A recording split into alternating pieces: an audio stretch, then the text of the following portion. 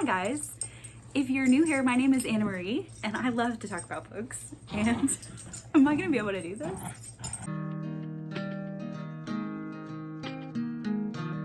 Hi guys!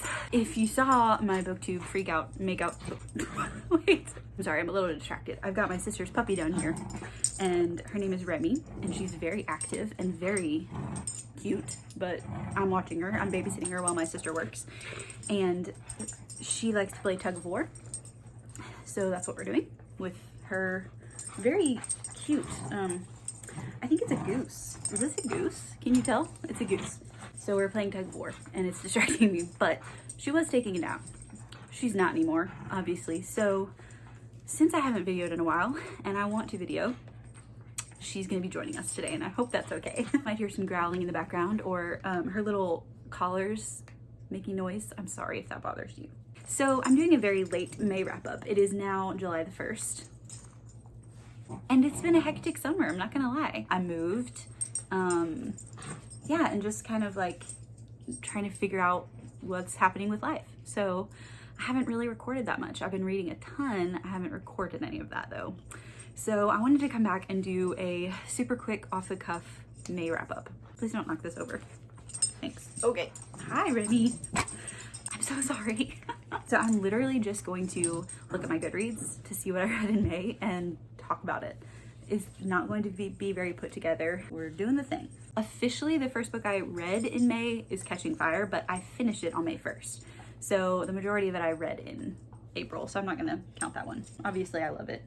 First official book that I read and finished in May is An Ember in the Ashes by Saba Tahir.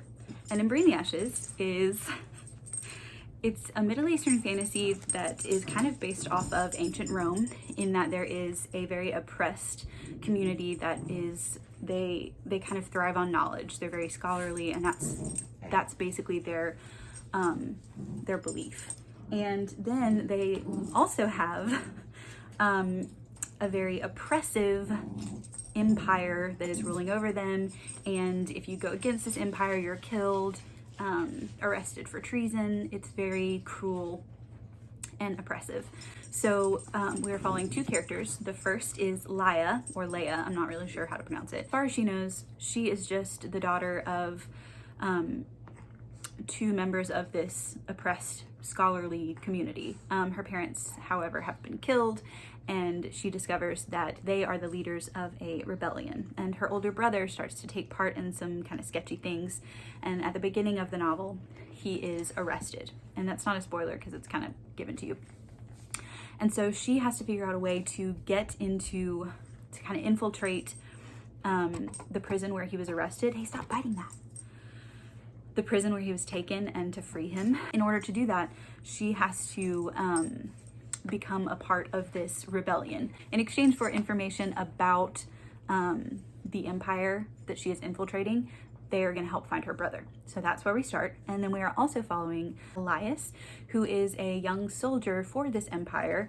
There is a school setting, kind of, where all of these young soldiers are learning how to fight. It's really interesting because they have this kind of mask that they wear, and it's apparently it kind of like binds to their face the more that they show loyalty for this empire. And Elias is kind of having trouble with his identity, and he is considering the fact that he may not agree with their methods.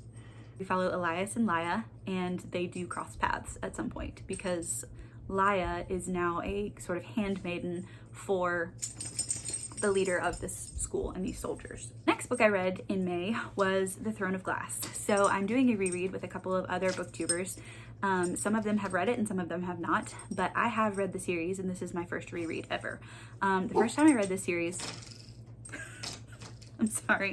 The first time I read the series, I was very new to high fantasy.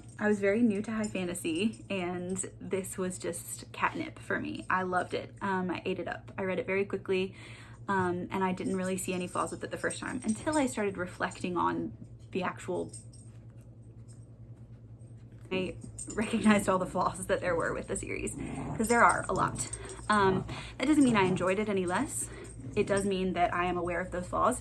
I have now kind of developed a reading taste that isn't really a huge fan of those types of flaws anymore.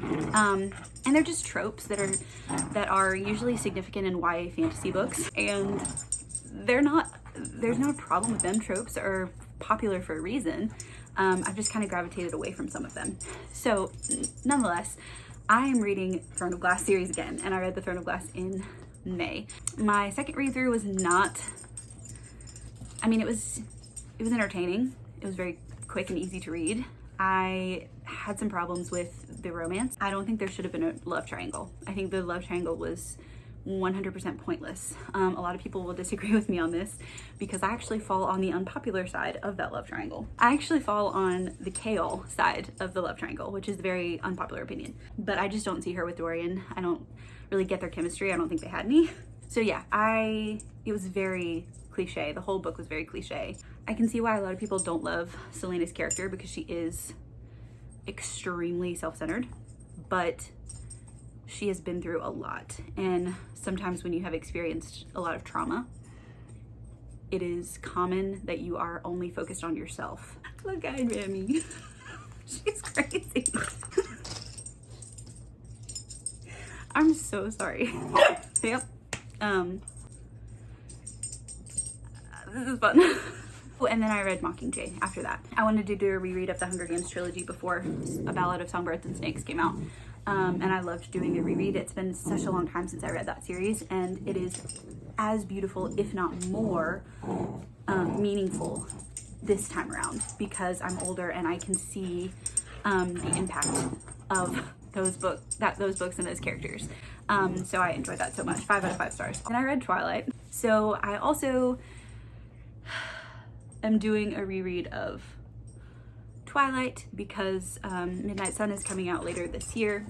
Or I was doing a reread of Twilight, honestly. I don't know if I am anymore because my experience with Twilight was just, I had to push myself to finish that book. Like, I loved this series as a teenager. Like, it was my favorite series. I went to midnight premieres of the movies, but as the reader that I am now, it is the exact opposite of my taste now.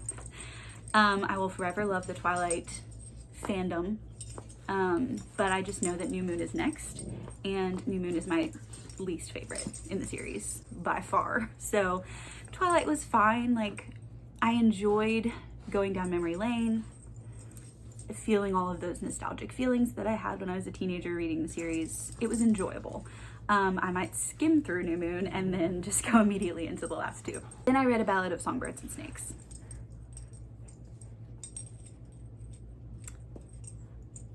How do I do this? I don't know. I was extremely disappointed. First of all, it was based on President Snow. I think she messed up there.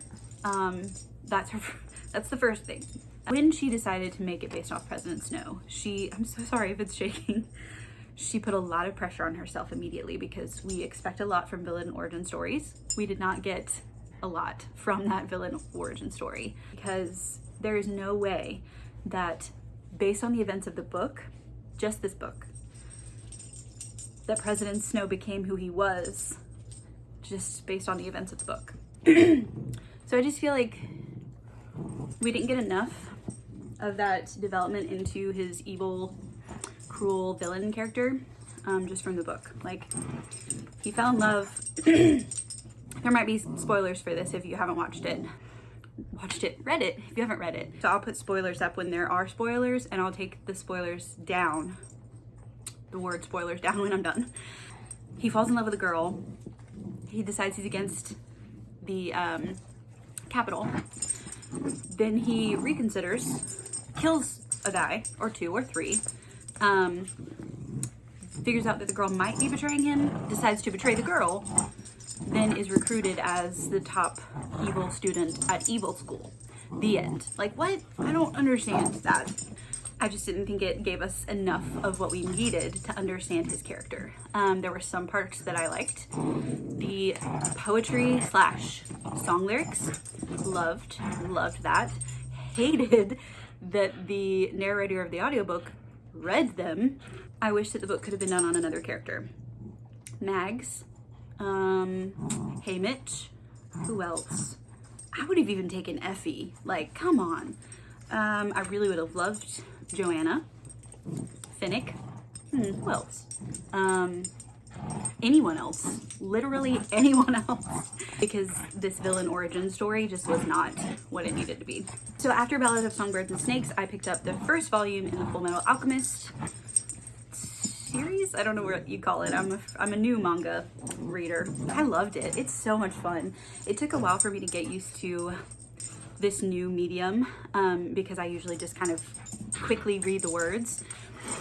So it took me a minute to realize that if you don't take in the words and the pictures and the little like bang and pow and all those kind of words on the side, you don't get the full effect of the story.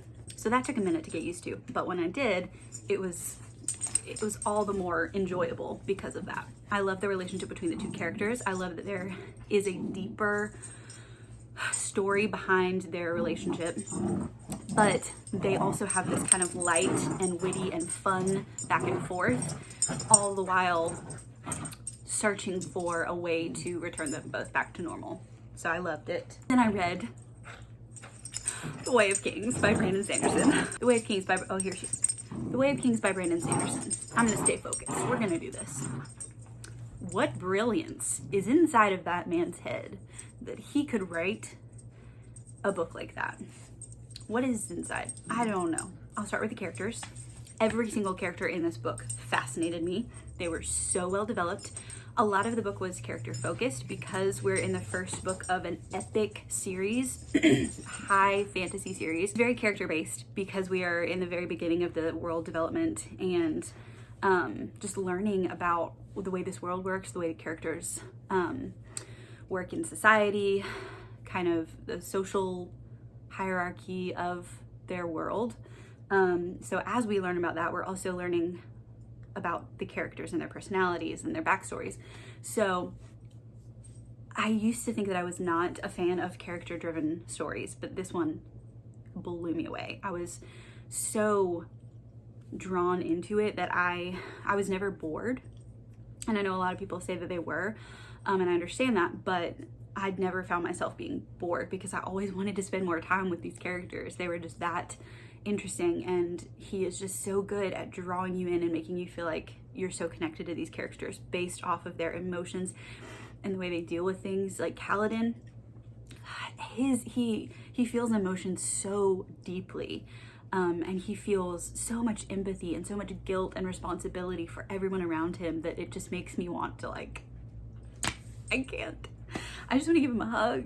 He is just going through so much throughout this entire story and learning how strong he is, even though he sees himself as weak and responsible for everyone, and is just hopeless at some point in this book. And he is just trying to learn how to see the good in a horrible situation. And then once he decides, because it's not based on feelings, he has a lot of emotions and he runs off those emotions for such a long time because he feels such defeat and he feels like he's failed and failed and failed and failed. And so his emotions have dragged him so far down. But at the last possible moment of making a decision, and if you've read it, obviously you know what I'm talking about. We're literally on the precipice. I could not be more obvious as to what moment I'm referring to. In that moment, he makes a decision. It's not, I feel hopeful now. It's a decision to turn his life around.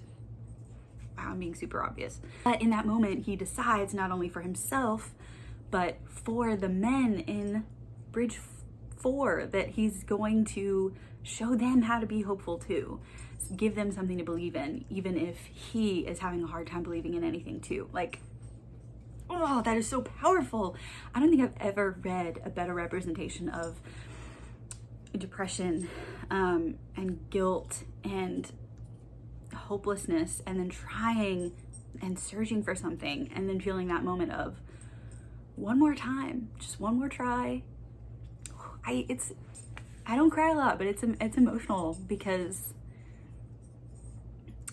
not a lot of people understand how dejected and hopeless you can get, and then feeling like a failure because you fail to turn toward hope again. And it's just this cycle of like, I failed at something, I'm a failure, let me try to get back up, nope, fail at that, so I'm a failure again, you know. And Kaladin, he feels that, but he has to make that decision to try one more time, to give it one more try. What's the worst that could happen? You fail again, you've done that before, give it one more try. So I mean, that's just so powerful. And I know a lot of people say that Brandon Sanderson's romances are subpar, but what? What? There was not a lot of romance in this book, obviously, but when there was, I was caught in the feelings. The feelings had caught me. It was very well done because there was a lot of like pining, and then I can't say much more, but it was great. I loved it.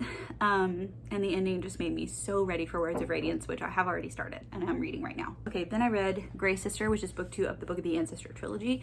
I loved Grey Sister, but Red Sister was so great because you were being introduced to all of it. And yes, in Grey Sister, they kind of expanded on the world and the magic system a little bit, so we learned a lot more about it, which is great. But I think for some reason I was just like, I listen to Grey Sister mostly on audio, and usually I listen to audiobooks while I'm driving so I can focus only on that, but I haven't been doing a lot of driving lately, so I guess I was getting a little distracted while listening to the audiobook, which is not great, but I still enjoyed it. Like, I still gave it a 5 out of 5 stars. Then I read All Systems Red, which is the first in the Murderbot Diaries by Martha Wells. It's very, very short. They're actually just like little novellas. And I loved Murderbot so much. He is an AI who has hacked into his, you know, controlling system or whatever. I don't know computer things. And he's hacked into it so that he is allowed to do things that other AIs are not, which is basically watching movies, TV, and listening to books, reading books. Like, that's all he wants to do. He is annoyed by the fact that he actually has to do a job, which is basically like being a bodyguard. And when he does, he knows that humans see him as inferior to them, so they don't pay much attention to him, which is fine by him because he has severe social anxiety, which is so adorable. And then this book is all about him being assigned to a new group of people. They're going to kind of research an event that happened on another planet, and they find out that things did not really go as planned, and you know, there was a reason for that, like people were involved. And throughout this, they, for some reason, feel differently about AIs, and they're kind of curious about him, and they want to include him on things, and he's just like, why are you talking to me right now? Like, this is weird. Can I stop talking to humans and go to my room and watch a movie, please? Like, I just love his personality.